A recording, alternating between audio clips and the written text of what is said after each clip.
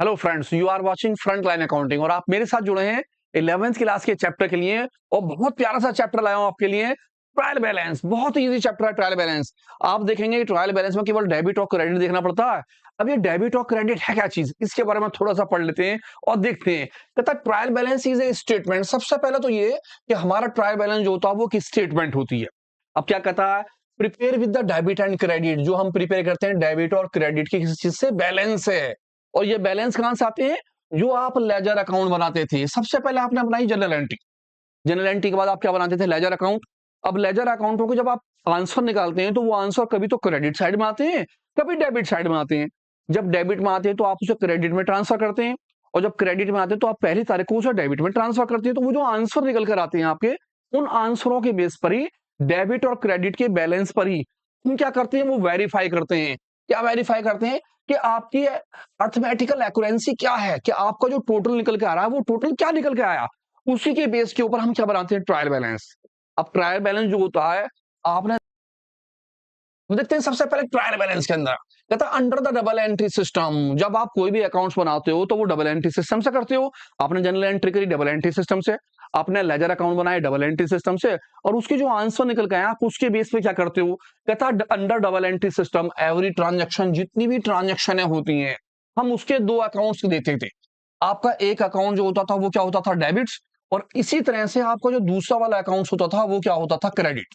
और आपने देखा कि इन दोनों अकाउंटों का सम, यानी कि उन दोनों का टोटल जो होता था वो हमेशा क्या होता था, टोटल इक्वल। किसके इक्वल, डेबिट वाली साइड आपकी क्रेडिट वाले टोटल के क्या आती थी, बराबर। जनरल एंट्री आपने करी, आपके सर ने कहा होगा जनरल एंट्री की जो नीचे दोनों टोटल मारिए। दोनों टोटल क्यों करते थे, ताकि वो दोनों चीजें पता चल जाए वो दोनों इक्वल है नहीं है।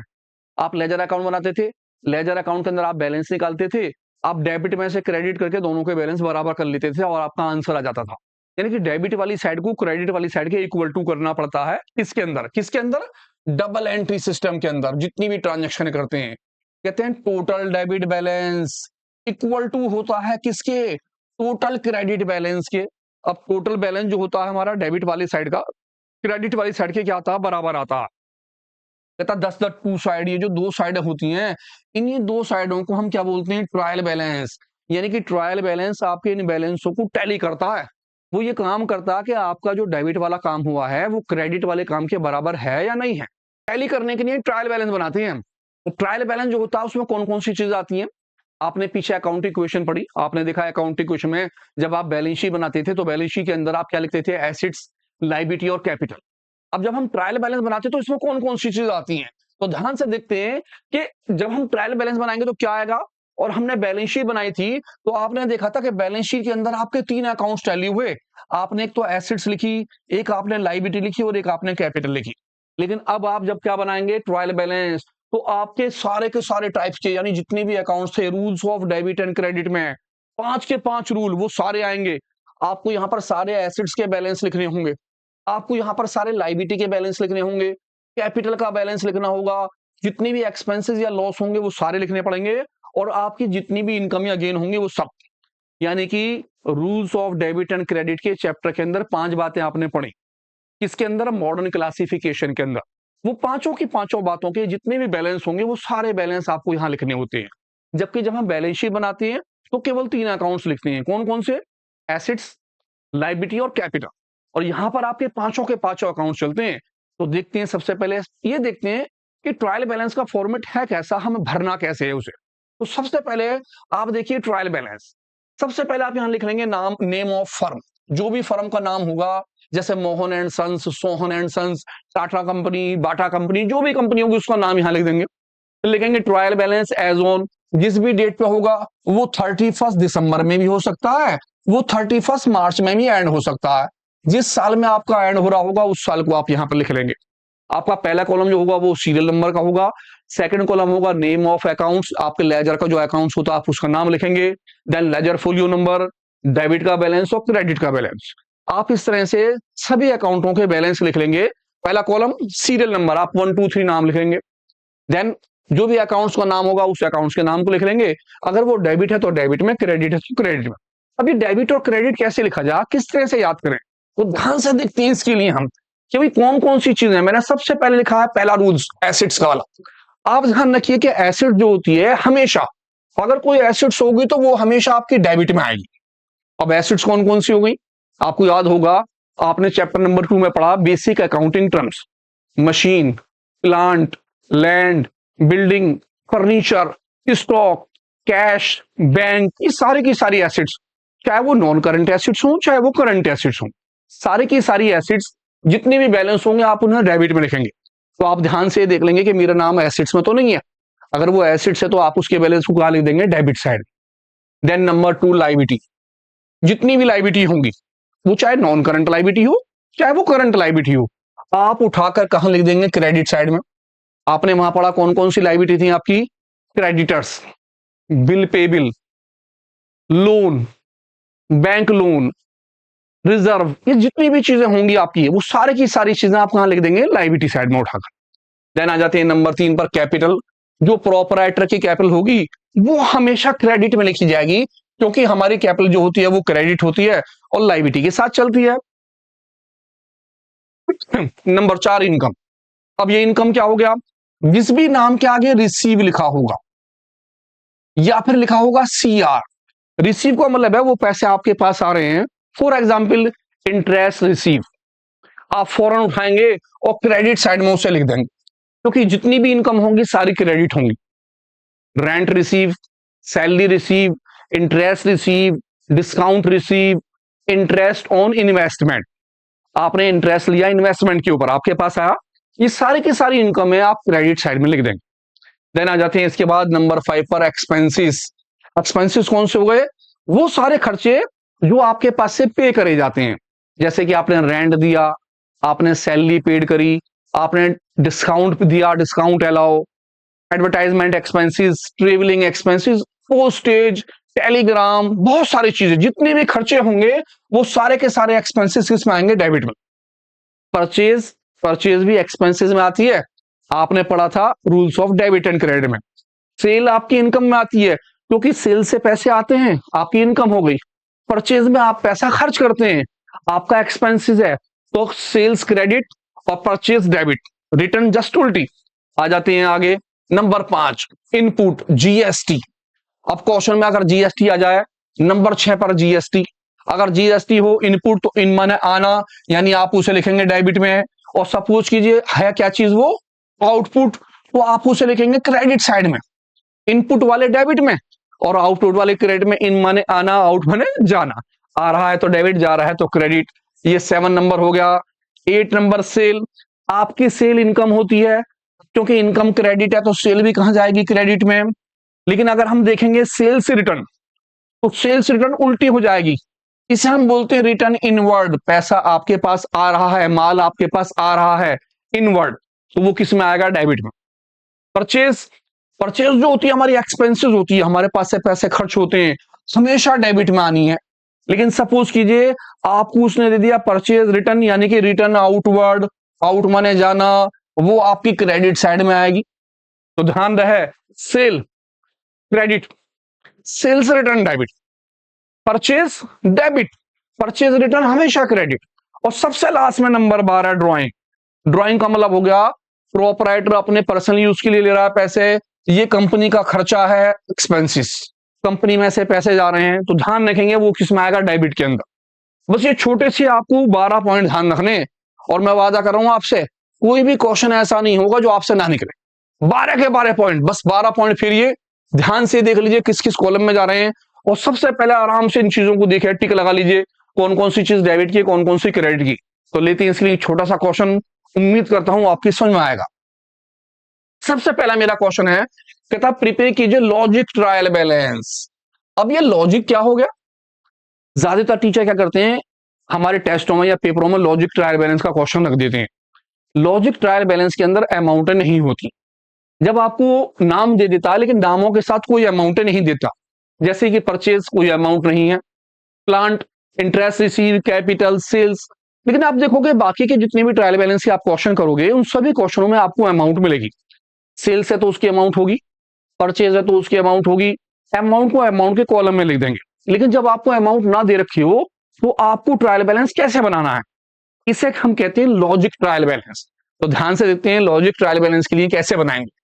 आते हैं लॉजिक ट्रायल बैलेंस का फॉर्मेट। सबसे पहले मेथड्स, आप यहां फर्म का नाम लिख लेंगे। ट्रायल बैलेंस जो भी आपकी डेट दी होगी, 31 दिसंबर हो या फिर 31 मार्च, जो आपके क्वेश्चन में अवेलेबल हो, आप उसे लिख देंगे। Serial number, name of ledger, आपके जो जो नाम थे वो सारे नाम आप उतार लेंगे। जैसे मैंने पीछे देखा, मेरे पीछे क्वेश्चन में नाम थे purchase, plant, return, interest receive, capitals, furniture, sale, loan from bank, salary. मैंने सारे के सारे नाम सीरियल वाइज यहां उतार लिए, सीरियल से सबके नंबर लिखे, सबके नाम लिख लिए। मेरा पहला कॉलम जो होगा वो होगा लॉजिक का। अब ये लॉजिक क्या है? लॉजिक से मतलब होता है कि आपको ये बताना है कि आपके 5 रूल थे। एक रूल क्या था? सबसे पहला वाला रूल जो था आपका, वो था एसेट्स का। देन उसके बाद लायबिलिटी, कैपिटल, इनकम और एक्सपेंसेस। इन पांचों के पांचों रूलों में से ये आपका किस कैटेगरी में आएगा, हम उसे लॉजिक बोलते हैं। दूसरी चीज, इसका आंसर डेबिट में लिखा जाएगा या क्रेडिट में लिखा जाएगा। अगर डेबिट में है तो हम डेबिट में टिक लगा देंगे, अगर क्रेडिट में है तो हम क्रेडिट साइड में क्या लगा देंगे, टिक, राइट लगाना आपको खाली। तो सबसे पहले परचेज। अभी आपने देखा परचेज, परचेज आपका क्या होता है? एक्सपेंसिस। मैंने यहां लिखा एक्सपेंसिस, परचेज को एक्सपेंसिस, ये आपके एक्सपेंसिस में आता है। और हमेशा क्या होते हैं एक्सपेंसिस? डेबिट। तो आपने डेबिट में निशान लगाना है, खत्म काम। इंटरेस्ट रिसीव, जब आप रिसीव करोगे कोई चीज तो वो आपकी क्या होगी? इनकम। ये आता है इनकम के अंदर, आपको यहां नाम लिखना है इनकम। और इनकम जो होती है वो हमेशा क्या होती है? क्रेडिट। उसका आंसर क्रेडिट साइड में लिखा जाता है। फर्नीचर, फर्नीचर हमारे एसिड्स होते हैं। जब एसिड्स होते हैं तो मेरा नाम यहां आ गया एसिड्स का, मैं एसिड्स का नाम लिखूंगा। और जितने भी एसिड्स होते हैं वो हमेशा क्या होते हैं? डेबिट। मैं डेबिट में टिक लगा दूंगा। लोन फ्रॉम बैंक, आपने बैंक से लोन लिया, जब आपने लोन लिया तो आपके ऊपर लायबिलिटी हो गई, इसका मतलब है ये जाएगा लायबिलिटी के अंदर। आपने नाम लिखा लायबिलिटी, और लायबिलिटी क्या होती है? क्रेडिट। आपने क्रेडिट में टिक लगा दिया। प्लांट, प्लांट क्या होते हैं जी? एसिड्स ही होते हैं प्लांट भी। मैंने यहां नाम लिखा है एसिड्स का। अब क्योंकि एसिड्स है तो एसिड्स मेरा किस में है? डेबिट में, मैंने डेबिट में टिक लगाया। सेल, आपकी सेल क्या होती है? पैसे आपके पास आते हैं, आपकी इनकम होती है, आपने सेल में नाम, उस सेल से पहले हमारा नाम हो गया कैपिटल। कैपिटल, आपका नाम क्या है? कैपिटल। कैपिटल आपकी कैपिटल के हेड के अंदर ही आती है, आपने कैपिटल लिखा। और कैपिटल के पैसे आपके किस में आते हैं? लायबिलिटी में। देन नेक्स्ट नाम हमारे पास जो है वो क्या है? सेल। सेल इनकम होती है, हमारे पास माल बेचने पर पैसे आते हैं तो हम इसे इनकम में लेते हैं, लिखा मैंने इनकम। और आप जानते हैं इनकम जो होती है वो क्या होती है? क्रेडिट। और लास्ट में नाम आ गया सैलरी। सैलरी हम अपने वर्कर्स को देते हैं, हमारे यहाँ अकाउंटेंट जो है उनको देते हैं, जितने भी काम हमारे यहाँ कर रहे होते हैं उन्हें हम पैसा पे करते हैं। पे करने का मतलब है ये कंपनी का एक्सपेंसेस होता है। और आप जानते हैं जितने भी एक्सपेंसेस होते हैं वो क्या होते हैं? डेबिट। बस ये करना है, लॉजिक ट्रायल बैलेंस कहते हैं। लॉजिक में आपको इन सब के अकाउंट्स लिखने पड़ते हैं कि इन पांचों कैटेगरी में कौन कौन से अकाउंट्स आपके आ रहे हैं। आपके 5 कौन कौन से अकाउंट, हमारे पांचों अकाउंट जो थे वो कौन कौन से थे? ये पांचों के पांचों, assets, liability, capital, expenses, income. ये पांचों के पांचों को आपको देखना पड़ता है खाली, बस। टैली करते हैं ध्यान से, फिर देख लीजिए। परचेज, परचेज हमारा एक्सपेंसेस था, एक्सपेंसेस की वजह से हमने उसे कहां लिख दिया? डेबिट में। इंटरेस्ट रिसीव हमारा क्या था? इनकम। इनकम की वजह से हमने उसे कहां रखा? क्रेडिट साइड के अंदर। फर्नीचर, हमारा फर्नीचर एसिड्स होता है, और एसिड्स हमेशा किस में आती हैं? डेबिट में, इसलिए मैंने डेबिट में टिक लगा लिया है। लोन फ्रॉम बैंक, लायबिलिटी है लोन, और लायबिलिटी का बैलेंस कहां लिखा जाएगा? क्रेडिट साइड के अंदर। प्लांट, प्लांट एसिड्स होते हैं, और एसिड्स के बैलेंस किस में? डेबिट के अंदर। कैपिटल, कैपिटल ही रहती है, और कैपिटल हमेशा क्या होती है? क्रेडिट, तो आप क्रेडिट में बैलेंस लिखेंगे। सेल, सेल से पैसे आते हैं, आपकी इनकम होती है, इनकम की वजह से उसका बैलेंस भी क्रेडिट में आएगा। और सबसे लास्ट में आ गया सैलरी, सैलरी हमारे एक्सपेंसेस है, और ऑल एक्सपेंसेस होते हैं डेबिट, आप उसे डेबिट में लिख देंगे। तो ध्यान से इसे देखिए। इसी के साथ एक क्वेश्चन और लेते हैं, ध्यान से।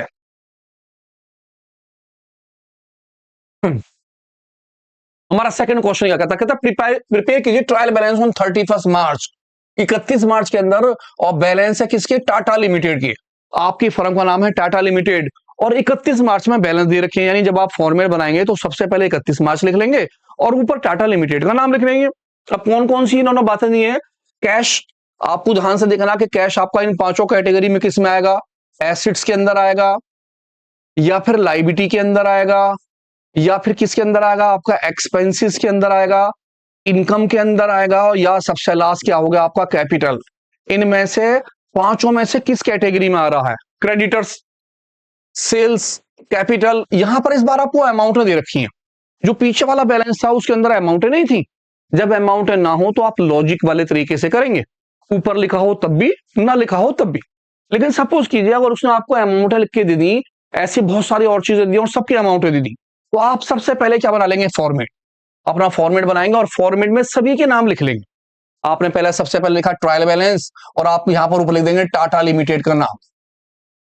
31 मार्च जो भी ईयर था वो ईयर आ गया। सीरियल नंबर में सारे सीरियल नंबर लिख दिए, और नेम ऑफ लेजर के अंदर जो जो नाम थे, cash, creditor, sale, capital, stock, debtors, bank, loan, purchase, इन सभी के नाम लिख लेंगे। अब आपको ये देखना कि ये वाली चीजें मेरी डेबिट वाले में लिखी जाएंगी या किसके अंदर लिखी जाएंगी? क्रेडिट में।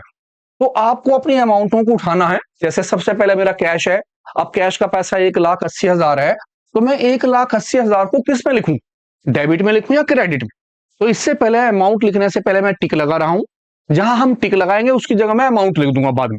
तो ध्यान से पहले मैं देखता हूं वो बैलेंस किस साइड जाएंगे, डेबिट में या क्रेडिट में। ध्यान से आप भी देखिए, सबसे पहले नाम है मेरा कैश। मैं आपको याद दिला दूं, मेरा कैश जो है एसेट्स होता है। अब आप याद कीजिए, एसेट्स होने पर मेरा बैलेंस किस में आता है? वो डेबिट में। ठीक है, तो मुझे यहाँ राइट की जगह पर क्या लिखना है? इसकी अमाउंट। कितनी कैश की अमाउंट? 1,80,000 रुपए। मैं यहां पर 1,80,000 लिख दूंगा। अभी मैं पहले टिक लगा रहा हूं खाली। Second number creditors. क्रेडिटर्स मेरे क्या होते हैं? लाइबिलिटी। लाइबिलिटी होने की वजह से मेरा इसका अमाउंट कहां लिखा जाएगा? क्रेडिट साइड में। सेल, अभी आपने पीछे देखा, आपकी सेल जो होती है वो क्या होती है? इनकम। इनकम होने की वजह से इसका अमाउंट कहां लिखूंगा मैं? क्रेडिट साइड के अंदर। कैपिटल, कैपिटल हमारी कैपिटल होती है, और आप जानते हैं कैपिटल हमेशा क्या होती है? क्रेडिट। तो आप उसका आंसर क्रेडिट में लिख देंगे। स्टॉक, स्टॉक आपके एसेट्स होते हैं, और एसेट्स के पैसे को आप किस में दिखाते हैं? डेबिट वाली साइड के अंदर। डेप्टर्स, डेप्टर्स वो आदमी होते हैं जिन्हें हम माल उधार बेचते हैं, उनसे पैसे हमारे पास आने होते हैं, हमारी एसेट्स होते हैं डेप्टर्स हमेशा। डेप्टर्स क्या होते हैं? एसेट्स। एसेट्स की वजह से इनके बैलेंस डेबिट में आ जाएंगे। बैंक लोन, आपने बैंक से लोन लिया है, आपके ऊपर ये क्या हो जाती है? लाइबिलिटी। और आप जानते हैं लाइबिलिटी का बैलेंस आप हमेशा किस में दिखाएंगे? क्रेडिट वाली साइड में। लास्ट में हो गया परचेज। आपने पैसा खर्च करा, कंपनी का एक्सपेंसेस हुआ, हम इसे एक्सपेंसेस की कैटेगरी में डालते हैं, और जितने भी एक्सपेंसेस है क्या होते हैं? डेबिट। जब आप राइट की जगह पर सबकी अमाउंट लिख देंगे तो आपका क्वेश्चन कंप्लीट। तो सबसे पहले आपको बनाना है सीरियल नंबर का कॉलम, इसके बाद सबके नाम लिखने हैं। नाम लिखने के बाद आपको ये केवल सोचना है कि अगर वो एसेट्स है तो मैं कहां लिखूं, और लाइबिलिटी है तो कहां लिखूं। और जहां जहां मैंने लाइट लगाए उसकी जगह आपका लिख देंगे अमाउंट। मैं अमाउंट लिख देता हूं, आप ध्यान से देखिए, मैंने लिख दिया अमाउंट। सबके नाम लिख लिए, और राइट की जगह पर मैंने समूह की अमाउंट लिख दी। कैश की अमाउंट डेबिट में आ गई, क्रेडिटर्स की अमाउंट लाइबिलिटी में आ गई, सेल की अमाउंट क्रेडिट में आ गई, capital credit, stock debit, debtors debit, loan credit, और परचेज डेबिट। जब आप इन सभी की अमाउंटों को लिख देंगे तो इन दोनों का टोटल कर देंगे। क्या कर देंगे आप यहां पर? इनका टोटल। और आपका ये दोनों टोटल क्या आने चाहिए? बराबर। इन साइड का टोटल नीचे, क्रेडिट वाली साइड का टोटल नीचे, और ये दोनों टोटल क्या आने चाहिए? इक्वल। अगर आपके दोनों टोटल बराबर आए तो आपका क्वेश्चन ठीक है, नहीं आए तो देखिए आपकी कहीं ना कहीं कोई गलती रह गई है, आपने किसी बैलेंस को गलत साइड में रख दिया है। कितना आसान क्वेश्चन। ध्यान से एक क्वेश्चन फिर देखिए, देखते हैं नेक्स्ट क्वेश्चन क्या कहता है। From the following trial balance किस में प्रिपेयर कीजिए आप इनकम्प्लीट पर्सन का। किसी आदमी ने ट्रायल बैलेंस बनाना है, आपको उसे सही करना, करेक्ट। सबसे पहले कैपिटल है, फर्नीचर है, सेल्स। अब आप ध्यान से देखते रहिए, कैपिटल कहां जाएगा? Furniture, sale, debtors, interest receive, loan, purchase, machine, bad debt, building, return outward, discount receive, cash, bank overdraft, creditors. ये सारी की सारी बातें कहां, ये सारी की सारी बातें कहां जाएंगी? वो इन सबको करने के लिए हमने केवल वही फॉर्मेट बनाना है पहले की तरह, जैसे हमने पहला फॉर्मेट बनाया था। तो लौट के आ जाते हैं फॉर्मेट पर। मैंने सबसे पहले लिखा नेम ऑफ द फर्म, आप कंपनी का नाम ऊपर लिख देंगे। दिया है तो बहुत अच्छी बात, ना दिया हो तो एक्स, वाई और जेड। अगर आपको ट्रायल बैलेंस का डेट दे रखा है, आप यहां चेक कीजिए ट्रायल बैलेंस का डेट है, नहीं है, अगर नहीं है तो आप अपने पास से 31 दिसंबर लिख सकते हैं। आप चाहें तो 31 मार्च भी डाल सकते हैं, लेकिन मोस्टली सोल प्रोपराइटर के काम 31 दिसंबर में खत्म होते हैं, हम उसे कैलेंडर ईयर मान के चलते हैं।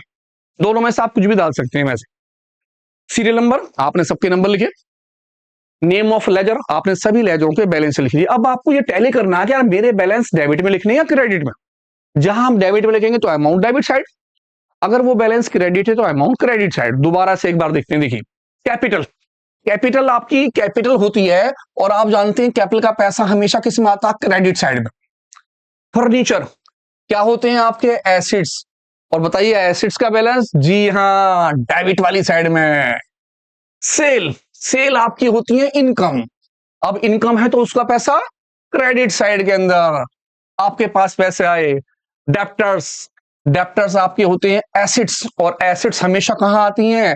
डेबिट के अंदर। इंटरेस्ट रिसीव, कभी भी कोई भी चीज रिसीव की होगी वो हमेशा इनकम होगी, और जितनी भी इनकम होती है वो किस में आती है? क्रेडिट वाली साइड में। लोन, लोन का मतलब है आपने लोन लिया है तो लोन आपके लिए क्या हो जाता है? लाइबिलिटी। लाइबिलिटी होने पे इसका बैलेंस किस में आ गया? क्रेडिट साइड के अंदर। मशीन, मशीन एसिड्स होती हैं। क्या होती है? Machine acids. एसिड्स की वजह से बैलेंस आ गया डेबिट साइड में। बैड डेप्ट, बैड डेप्ट बुरे आदमी है, आपका पैसा मर गया, बैड डेप्ट आपके लिए हो गया एक्सपेंसेस, खर्चा। और एक्सपेंसेस आपके क्या होते हैं? डेबिट। बिल्डिंग, बिल्डिंग आपकी क्या होती है? एसिड्स। जब बिल्डिंग एसिड्स है तो एसिड्स के पैसे किस में आ गए? मेरे डेबिट वाली साइड में। रिटर्न आउटवर्ड, आउटवर्ड, आउट का मतलब बाहर गया, आपने माल बाहर भेजा तो बाहर भेजा, तो मेरे ये हो गया क्या चीज? रिटर्न। और आप जानते हैं परचेज डेबिट है तो परचेज रिटर्न में जो है किस में आएगी? वो क्रेडिट में, आपके एक्सपेंसेस में आ जाते हैं। देन आ गया डिस्काउंट रिसीव, रिसीव करा तो आपकी क्या हो गई? इनकम। इनकम होने की वजह से इसका बैलेंस भी किस में आ गया? क्रेडिट में। कैश, कैश आपके एसिड्स होते हैं, और आप जानते हैं जितनी भी एसिड्स हैं all assets are debit. Bank overdraft liability आ गई, और आपको पता है ऑल लाइबिलिटीज आर क्रेडिट। जितनी भी लाइबिलिटी होती हैं सारी क्रेडिट होती हैं। क्रेडिटर्स, क्रेडिटर्स तो है लाइबिलिटी, आप जानते हैं क्रेडिटर्स लाइबिलिटी, और लाइबिलिटी है तो वो कहां जाएगा? क्रेडिट में। परचेस, परचेज हमारे क्या होते हैं? एक्सपेंसेस, और एक्सपेंसेस के अमाउंट किस में? डेबिट में। तो आपने ये केवल अपने दिमाग में रखने हैं कहां कहां जाएंगे। जहां मैंने टिक लगाया उसकी जगह आपको अमाउंट लिखनी है। मैं टिक क्यों लगा रहा हूं? ताकि आपकी समझ में आ जाए, बस आपको अमाउंट उठानी है और भरनी है, और कुछ नहीं करना। बहुत आसान चैप्टर है। जहां जहां मैंने टिक लगाए मैं उनकी जगह अमाउंट रख रहा हूं, और आप ध्यान से देखिए सबके अमाउंट, कैपिटल के अमाउंट कैपिटल की जगह आ गई, फर्नीचर का डेबिट में आ गया, सबके अमाउंट अपने अपनी जगह आ गई। जब आप सबों की अमाउंट लिख रहे हैं तो फटाफट नीचे एक लाइन खींच दें, और नीचे लाइन खींचने पर इसका टोटल यहां कर लें और इस वाले का टोटल यहां कर लें। अगर आपके दोनों साइड के टोटल बराबर आ जाते हैं तो मीन्स आपका क्वेश्चन सही है, और अगर टोटल बराबर ना है तो फौरन चेक कीजिए कोई ना कोई अकाउंट्स गलत कर दिया है। जुड़े रहिए हमारे साथ फ्रंट लाइन अकाउंटिंग पर।